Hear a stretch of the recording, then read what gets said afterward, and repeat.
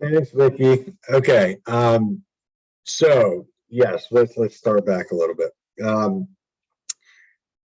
Anytime you log into SAM, you don't necessarily have to be connected with a company, and that's where we sit as the PTAC. So when creating your login.gov, you really want to skip that role piece. And that also kind of skips you over some of the headache too, because when you are connected to a company, you have to have a role, and you either request or are given, and that ends up being down here in the assign role section. And we do from time to time help companies manage their roles, especially when it's a bigger, more complex company. You have your specialized functions. So business development usually gets the viewer or the entry role over in contract opportunities. Then you have your contracts folks. They want the entry role in your registration section, so they can change reps and certs and things like that. So that's not often a part of our job, but we do get into that space. The overall premise behind SAM.gov is it's supposed to streamline acquisition. It's kind of hard to believe at times. And it's really an amalgamation of legacy systems that they're pulling together under one roof. It's called the Integrated Acquisition Environment. If you are ever curious, you can become a tester for SAM.gov. I know me, Jane, a few others are.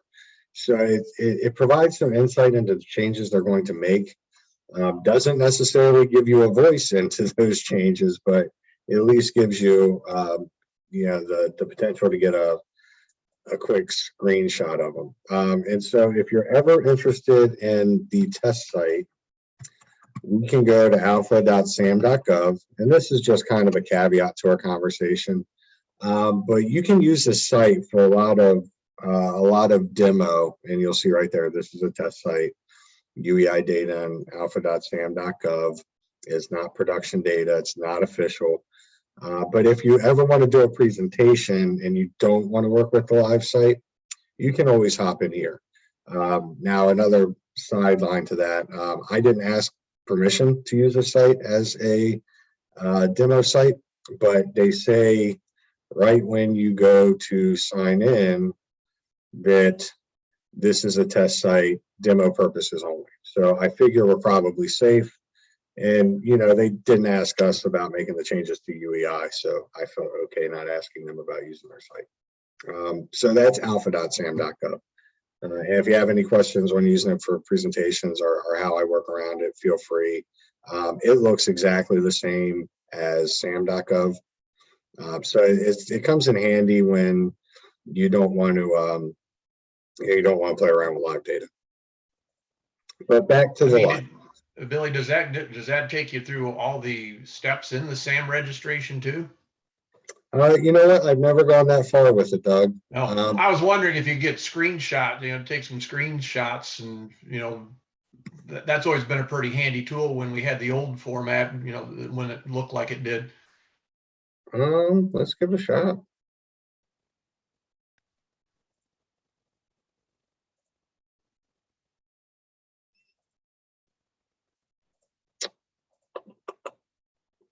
What is that password?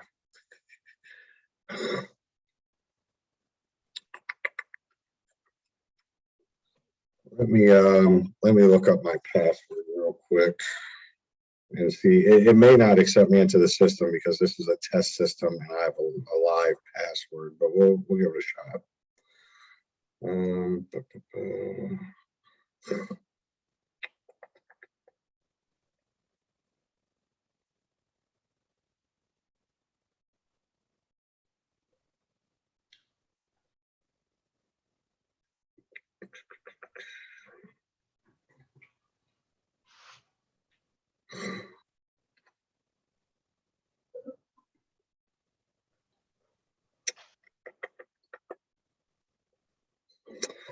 Let me see if I can pull it. Just one more second. Bear with me, folks.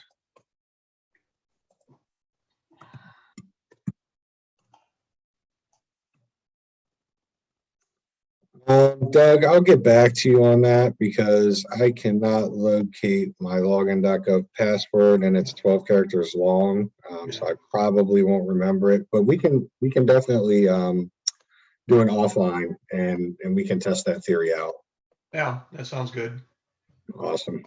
Okay, so let's go back to the live data. SAM.gov is basically a few different domains. Now, domains are not what you think of as domains.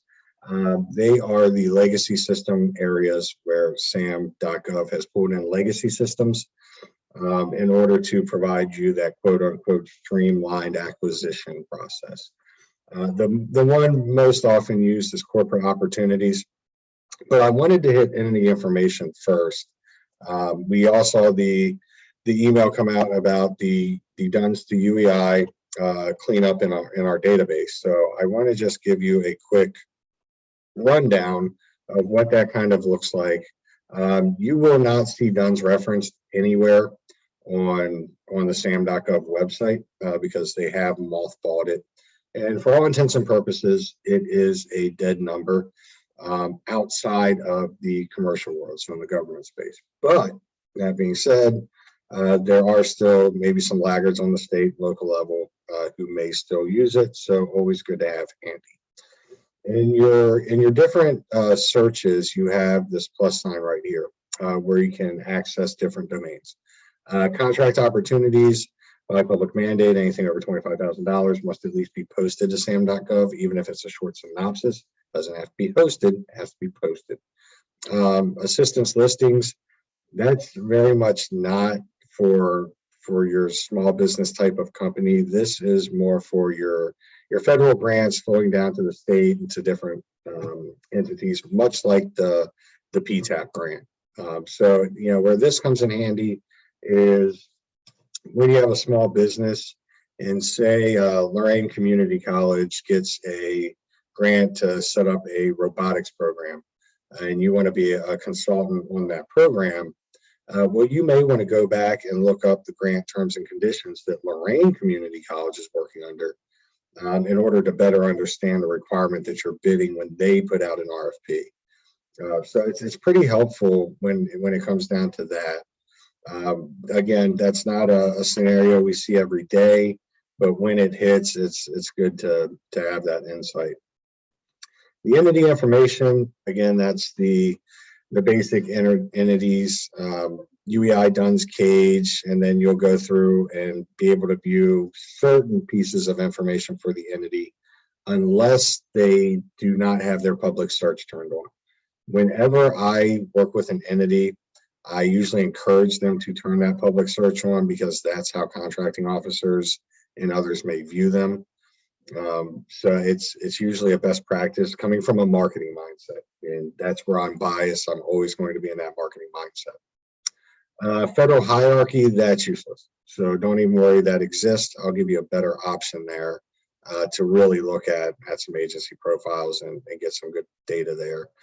Wage determinations, that's Davis-Bacon and Service Contract Act. That is meant for your construction and service companies. Basically, what happened was they, oh yeah, go ahead, Scott.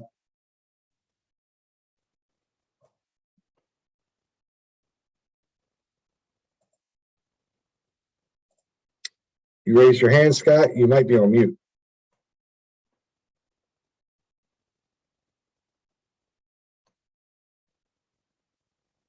Yay, nay?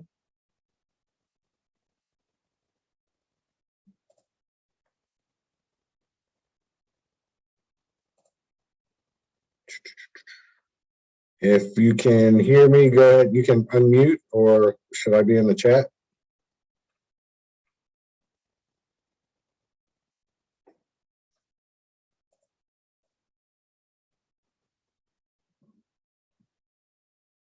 It doesn't look like you're muted, Scott. I don't know why I can't hear you.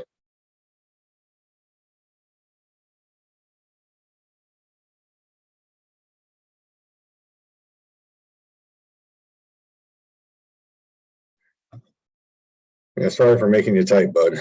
At least we know he can hear us. Yeah, that's a start.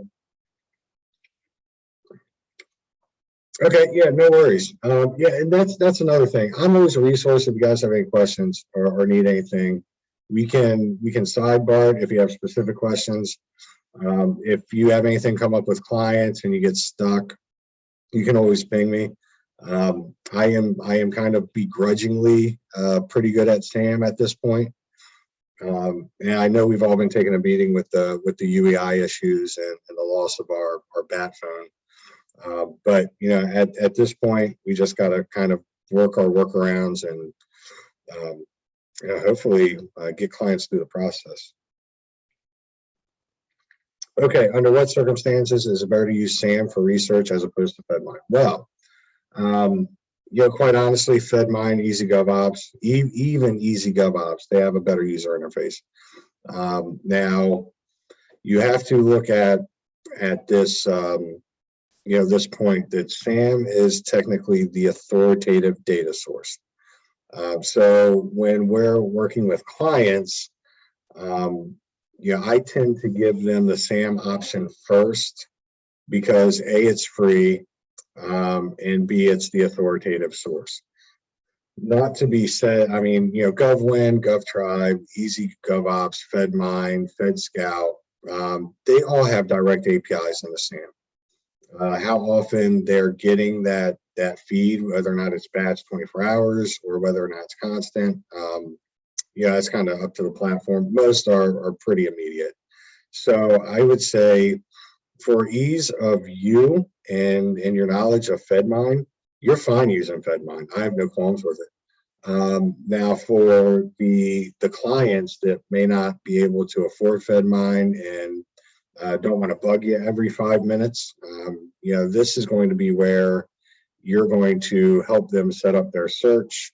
I definitely would suggest using SAM.gov when it comes to their section K, their reps and certs, which is it's a section in every proposal that's due. And it's really easy to get to that section K. So what I'm going to do, I'm just going to use an example. Sure, Scott, no worries. So we'll just pick a company, one of our clients, if I could spell today. And it's a pretty good search on the entity name. Now, when you click on the name, nothing's found. So you usually come down here. I usually click all of these. You'll see that their expiration date isn't until 2023, and they're an active organization. But even though the search found them, there was still no matches found. And I've been calling this the ghost search. And it gets even worse than this. Sometimes even when you do click these buttons, they still can't be found. So there is also another way to look up companies, and that is through your CAGE Commercial and Government Entity Program. So you can go here. It's not going to give you all of the data you need. But if I go in here and type in Illumination Works, and just to be safe, I'm throwing in the special character because this little guy here will open up the search to anything after the works. So you see they have an LLC after the works. You throw this little star in here, and that's called a wildcard. So it helps you open up the search to the comma, the LLC, anything else that may be after works. That's all part of that old school Boolean search that we used to know and love. But see, you can see their basics here. POC, phone number, website, but most importantly, their UEI, which is something UEI and CAGE. So if you guys are, completely disgusted with the SAM.gov environment, you hate it, you never want to work with it again, there are workarounds. I don't know if you'll never be able to work with it again, but when we're doing that UEI, DUNS to UEI conversion and looking at some just basic data to reach out to clients with, we can let them know, hey, your expiration's coming up. We can let them know, hey, you might want to update your POC information, or we might want to update our POC information in our data system. So this is a good workaround. but it won't really get you to where SAM will. One thing about SAM is, just like it's the authoritative data system for opportunities, this is the authoritative data that your company is portraying to the government. You are certifying that all this data is true and accurate to the best of your knowledge, which means that we want to make sure that it's true and accurate to the best of our knowledge for our clients. Because if you are misrepresenting your company, that falls into the False Claims Act. That is actually something that the DOJ can prosecute, and something that they are probably looking at when it comes to representations on the cyber side. But overall, this is going to be your basic information for your business. And you can see the basic congressional district, activation date, entities, immediate owner. Now, the companies don't have to fill out every single thing. For example, you're not going to see a lot of information down here in the POCs usually. It's good to grab a name, and quite honestly, Scott, this was where I defer to FedMine. They have much better information on the points of contact that you can reach out to. But the important thing here for me a lot of times is going to be these two areas. One, I want to take a look at their NAICS codes and their product service codes, because I want to look to see, okay, is that what we're seeing in our codes? And granted, they have too many in my opinion, but each company kind of does it on their own. They are all in these areas, quite honestly, but some of these codes are just, I don't like because they're way too broad. And then PSC codes. I tend to lean a little bit more on PSCs these days because you can get them a bit targeted. For instance, when it comes to IT services, especially with cybersecurity in mind, there is no cybersecurity NAICS code. You have to go in under a 541, 511, 541, 519, which is just so broad in general, pulls in everything. But they do have 4 cybersecurity product service codes. So I tend to lean on those. And if you guys need a copy of the most up-to-date product service catwalk, I do have a spreadsheet I can send over to you. It's really helpful information when you're trying to dial in searching things, but we'll get to that. So overall, this is telling me these are their NAICS codes. These are their product service codes. This has come up a lot lately, whether or not they're in the disaster response registry. We just got about 4 emails in the last 24 hours. Contractors want to get into this registry. They're a little late for it now, but it's definitely something that you want to work them through on the SAM registration. The other very importante part is going to be your reps and certs. Now, on the reps and certs side,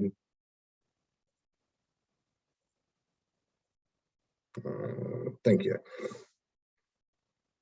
This is what your company is certifying and representing to the government. And this is in every proposal. It's called Section K. Section K is something, if you're a small business, you'll sit down and you'll go through all 16 pages of it, and you'll check the boxes and you'll fill out the information. What makes it much easier, and you can have the companies do this, is you can have them download their reps and certs. So we now have their FAR and DFAR reps and certs. Why does this matter? Well, it matters for one, as long as it's up to date, they can save themselves a ton of time on the proposal side just by attaching this to their proposal as a Section K. It covers all of the areas unless there's a specific call out and some different clauses. But that's something that we should be reviewing with the client anyway. But you'll see here, TINs on file, partnership offer. And then we get down here into they're not a successor, predecessor. You'll start getting into these. Let me find it. You'll start getting into the small business section. So they are certifying that they are a small business concern in all of these areas. That tracks.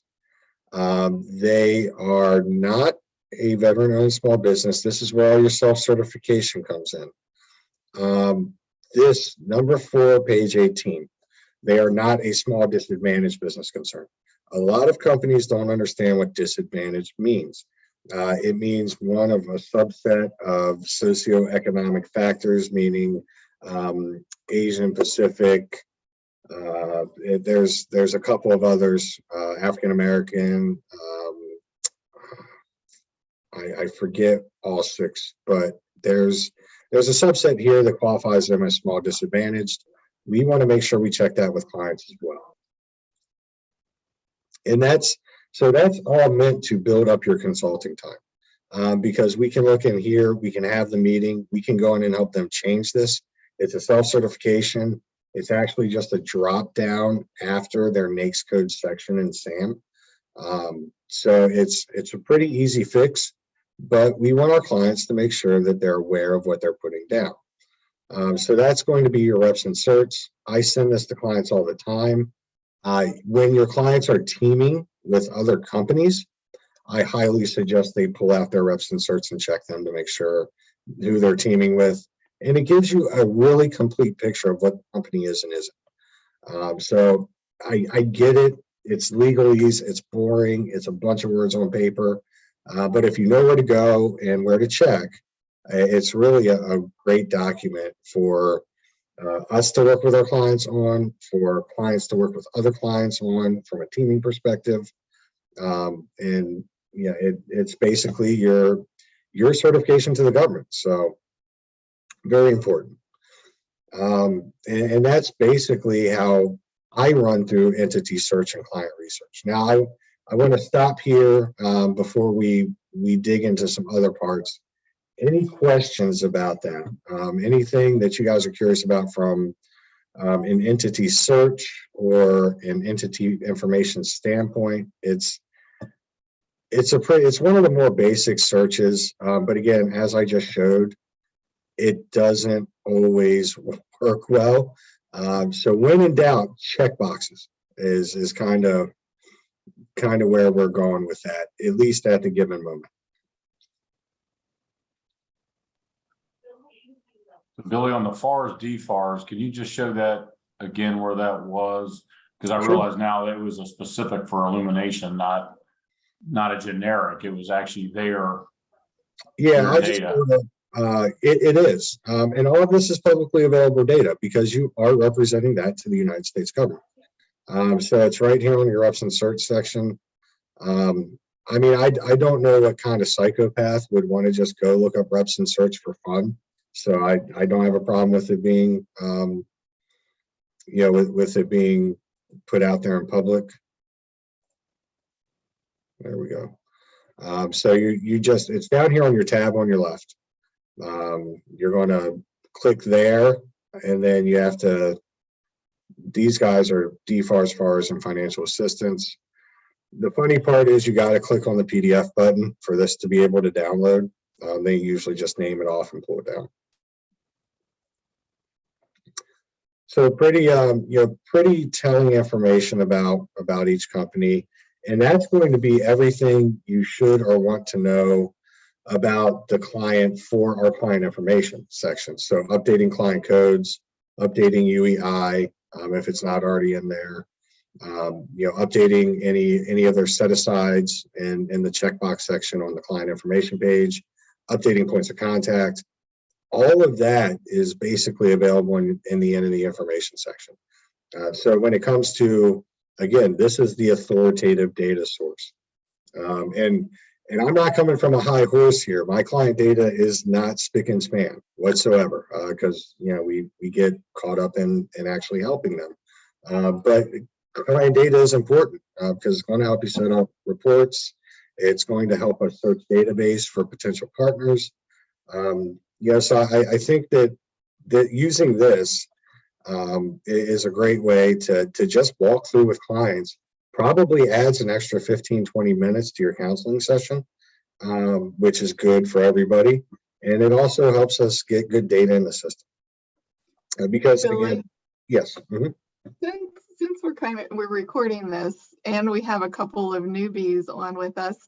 Can you just do a quick overview of what you would do with a client that needed to update their registration? All right. Update their SAM registration? Yes. Okay. So basically what we'll do, if we can just go back to my workspace. So first off, when I am working with a client to update their registration, I am going to first send them this preparing for entity registration in SAM.gov worksheet. This is 18 pages long. It includes everything. Now, I'm going to put in that email, do not worry about all 18 pages of this. The things that we really need are proof of legal business name, address, incorporation, date and state. And then we need some basic information like your EIN document, if you have an EIN. We'll need your bank account information, which the government mandates because they pay by electronic funds transfer. And we'll need just some other basic information like revenue and number of employees, which, by the way, is a 5-year running average. So, yeah, I don't want to intimidate them with this with this checklist, because the government doesn't care if they intimidate you, but we should be that counseling part of our job to our clients. So really what we're asking them to do is just come in here and make sure that they can account for this information in order to prepare for our meeting.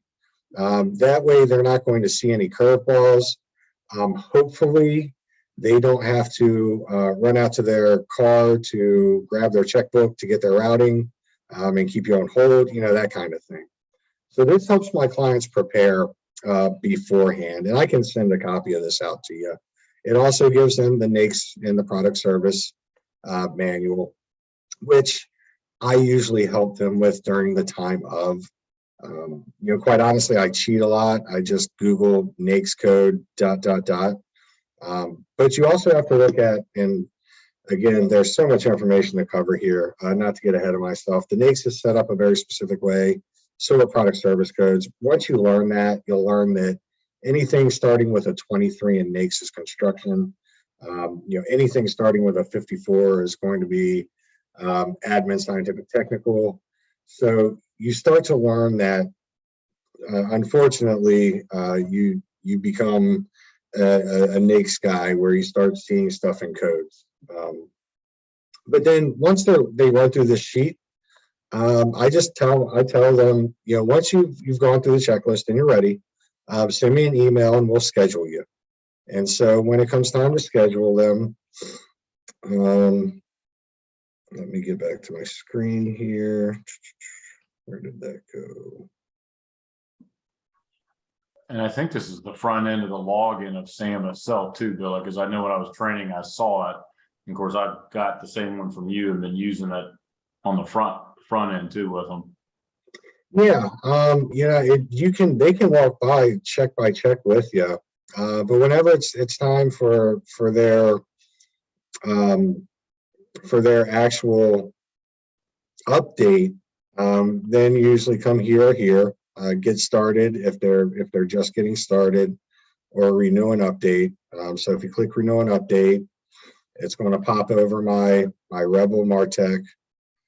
I don't want to reset my PIN because I probably already forgot it, just like most of our clients do. But then you come over here, and it's going to ask you a couple of different things. You go on to update the record. They are also asking you to verify your identity if you're an entity administrator. Now remember, you don't have to be an entity administrator to do an update. You have to be an entity administrator to delete. So if you have a larger company, I never suggest them giving out that role label. Click on update. It's going to make me reset my PIN. Son of a biscuit. Okay, well, you guys, you're going to get to see my MPIN. 3, 4, 5, 6.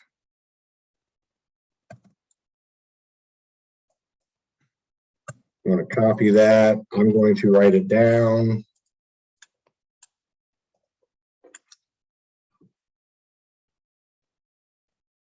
And the good thing about MPIN is you can always go right back in and reset it. So you start this, you'd like to update your entire entity registration, and then that takes you through to the update process. Yeah, I think what I want to do is look into, I'll get my login.gov together for the alpha.sam.gov site, and we may want to do a sam.gov registration in this site with some test data. That way we can look through it. Now, the only problem I could see with that is them validating the UEI, but that may not be an issue. I'm not sure how they work that out yet. Does that answer your question at all, Sharon? Was that deep enough?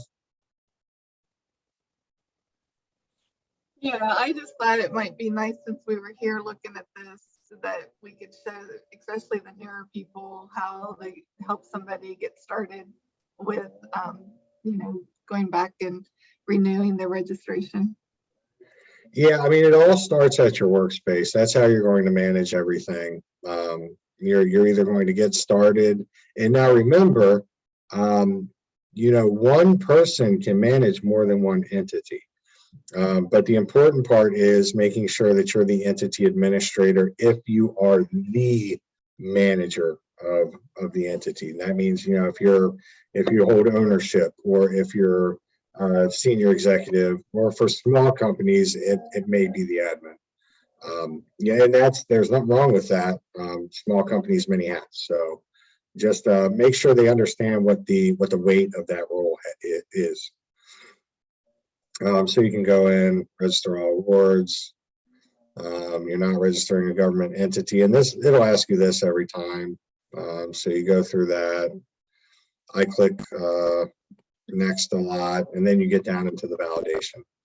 Unfortunately, validation is still it's still going to be an issue. It's going to be lengthy, and in some respects, I find that the easier validations tend to get pushed through. But if you have a company that's converting from an S corp to a corp, or if you have some complex address stuff going on there, my sense is they're kicking those down the road, because I don't think their help desk is qualified. But that's my personal opinion.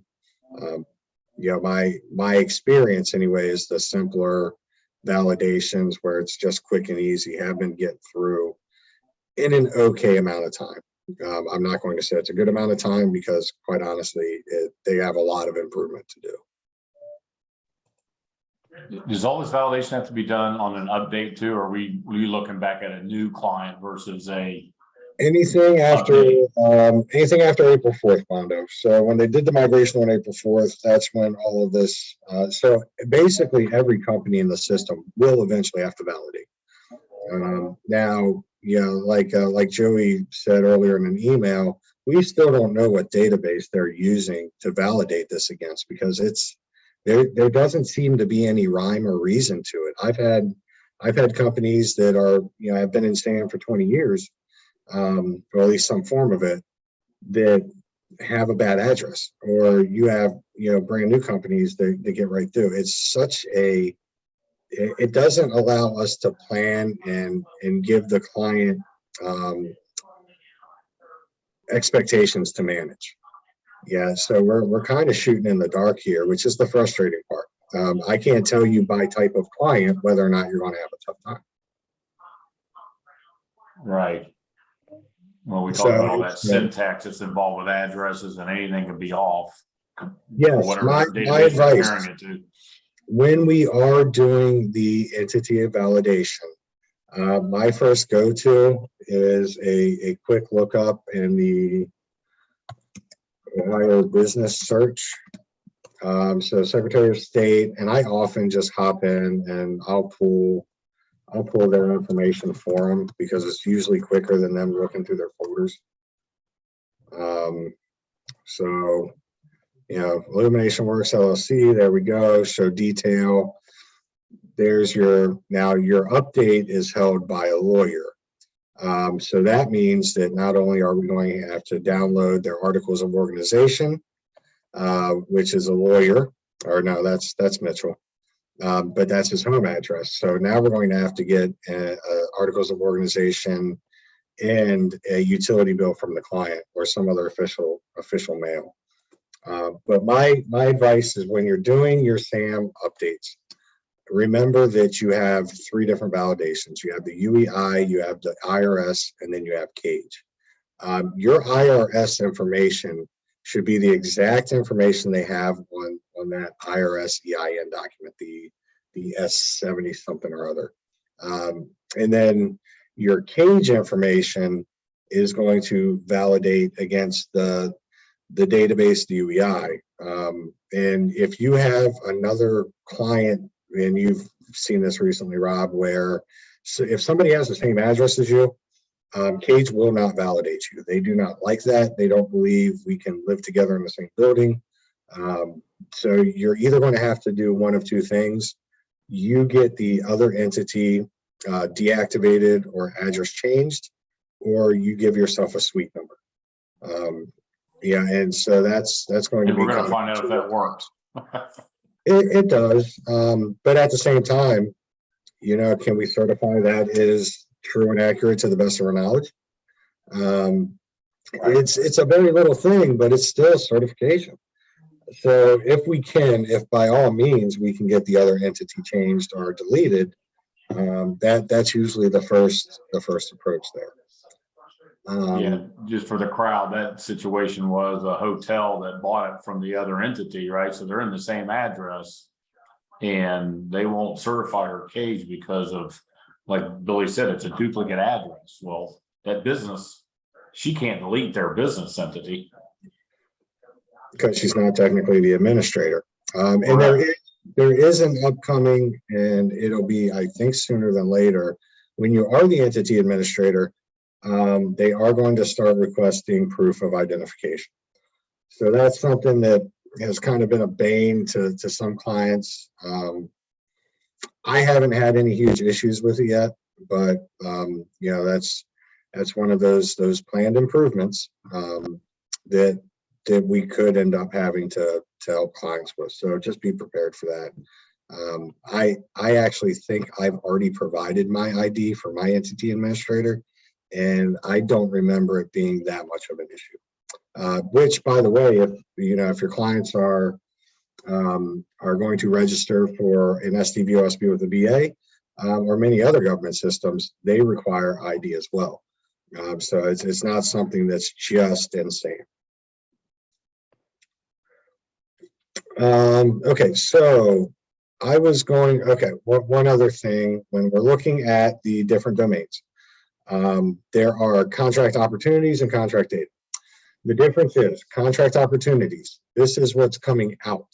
And sometimes you can get lucky and find an opportunity. For instance, if they're looking for a statement of work for a preceding opportunity that's part. So if there's a recompete effort and they're looking for the prior contract's statement of work, we can usually get a little lucky if you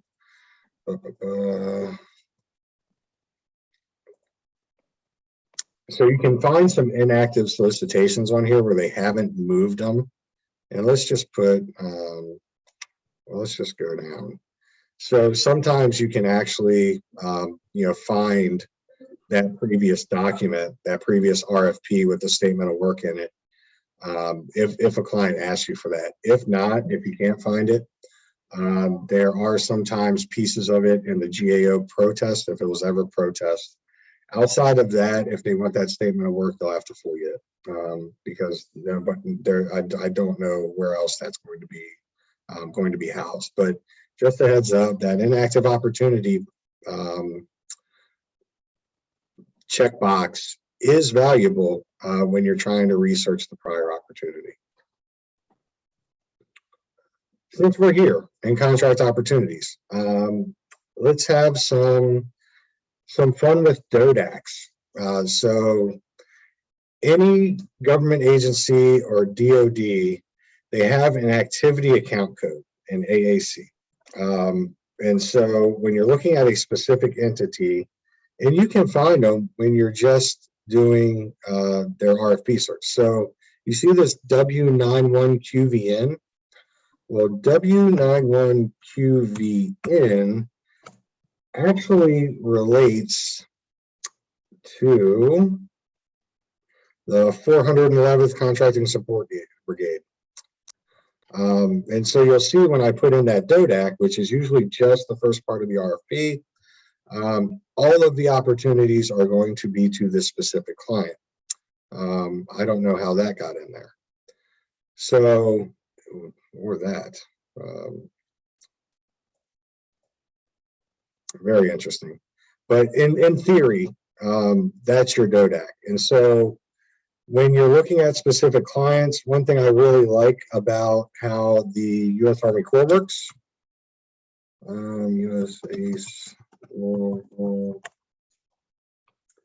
is the fact that they will give you all of their DODACs. So if you are looking for a engineering district, we'll say,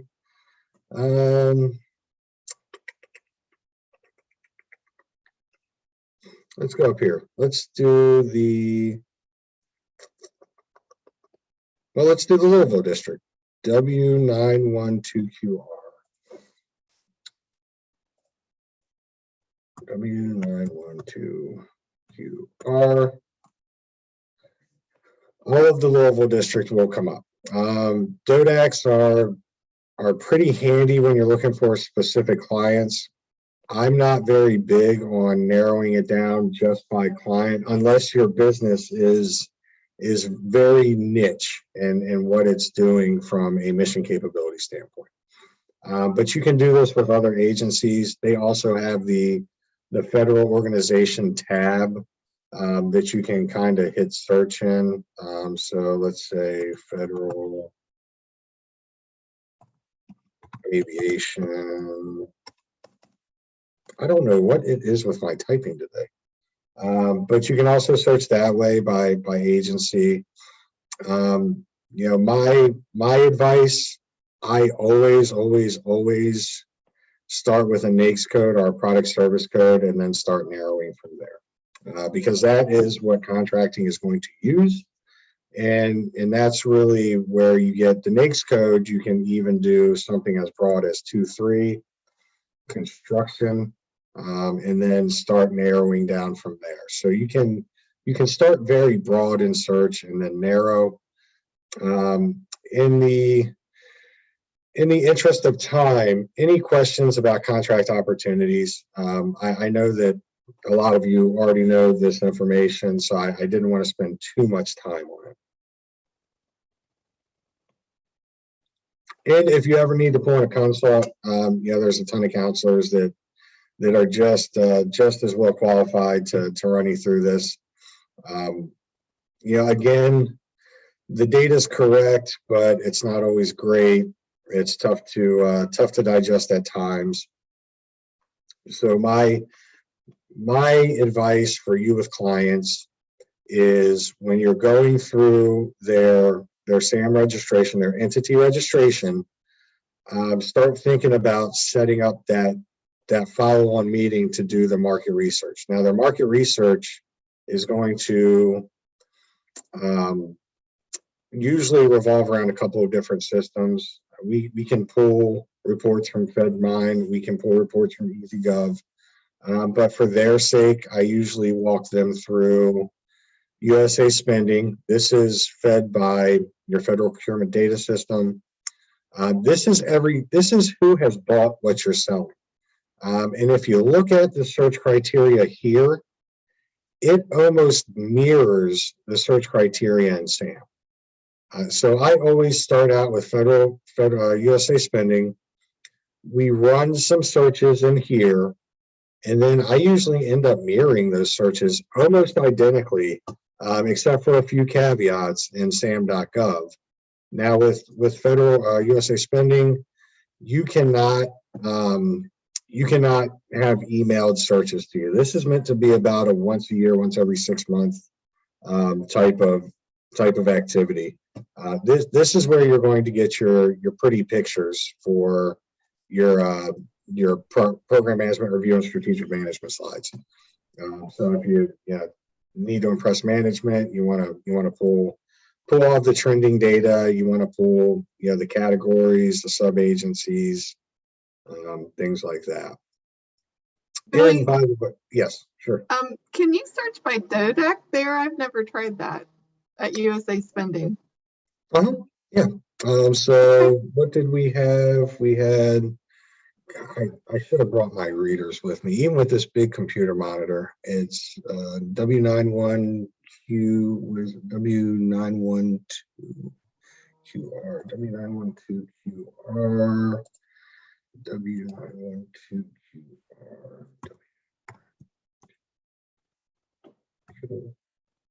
Now with the search here, what it is searching is going to be the award ID and the description or the company. So it is not a deep search by any means. Basically, it's a quick top level search, and mostly that's because if you've looked at FPDS lately, I don't know if you've noticed, contracting officers are not big in giving a lot of detail.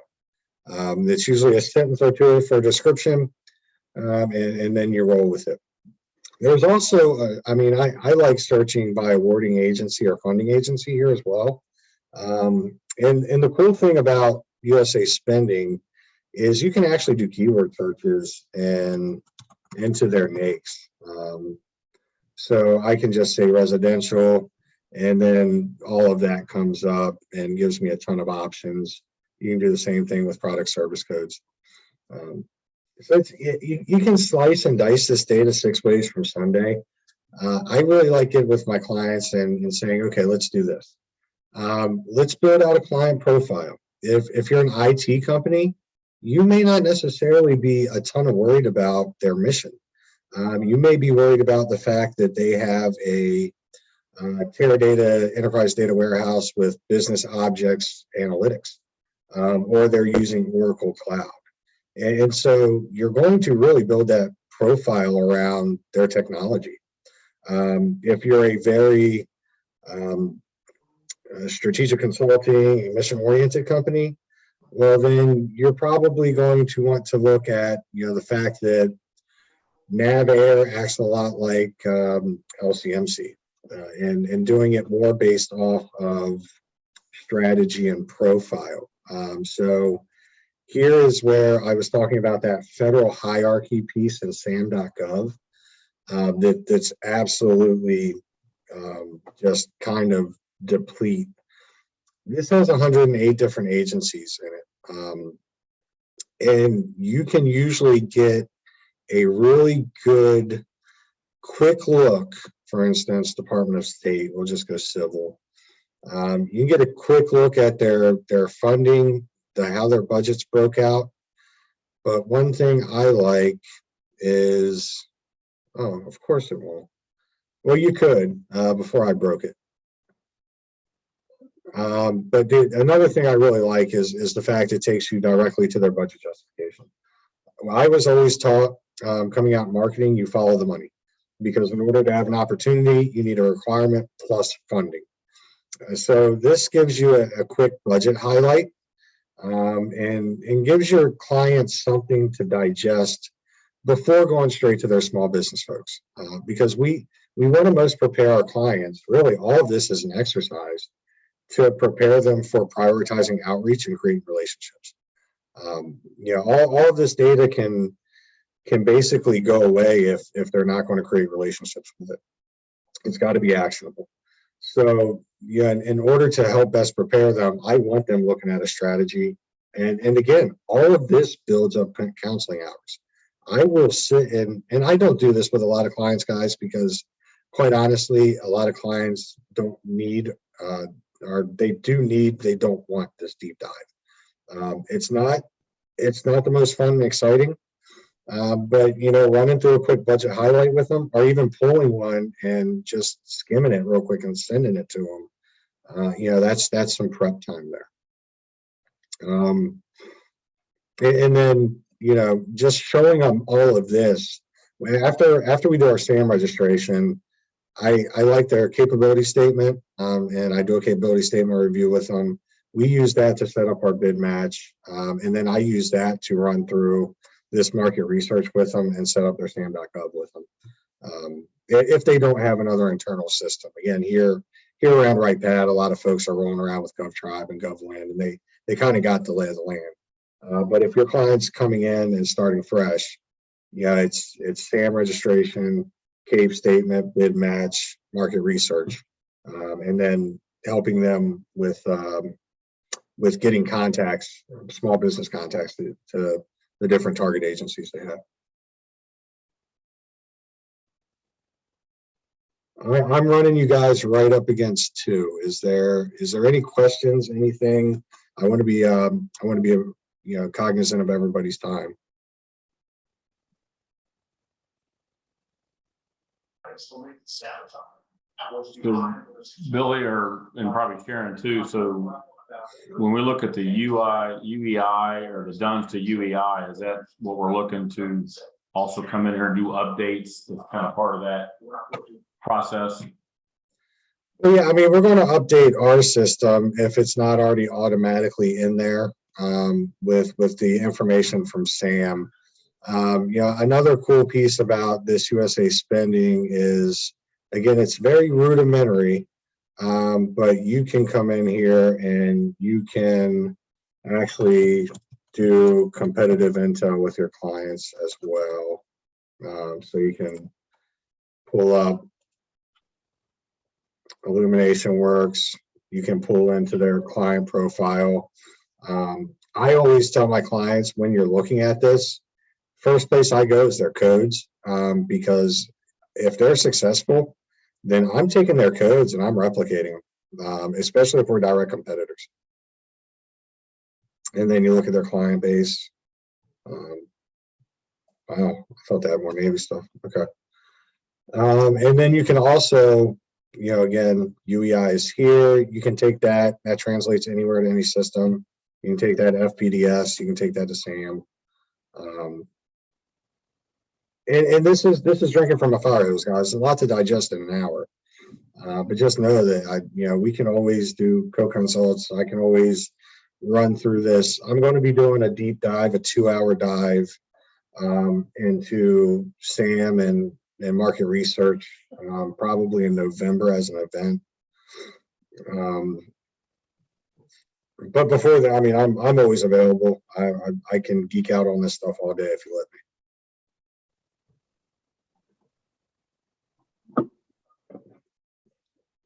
Any questions? I know we're officially over, but I hope this was helpful in just kind of running you through the quick and dirty of it. Yeah, I think I'm hoping it is. We actually started to do this for our newbies and kind of opened it up to the OU group and then eventually the state group. So hopefully everybody took away with a tidbit or two. And if you have any questions, don't hesitate to reach out and we'll get you that those answers. Yeah, I don't want to make anybody's eyes glaze over. Yeah, this is a ton of data. The important part is start broad and go narrow. When in doubt, you have a ton of senior counselors around you to ask questions to, and we all still ask questions. I was just asking a question earlier today about an issue I was having that I just couldn't wrap my head around for some reason. So we all got our strong suits.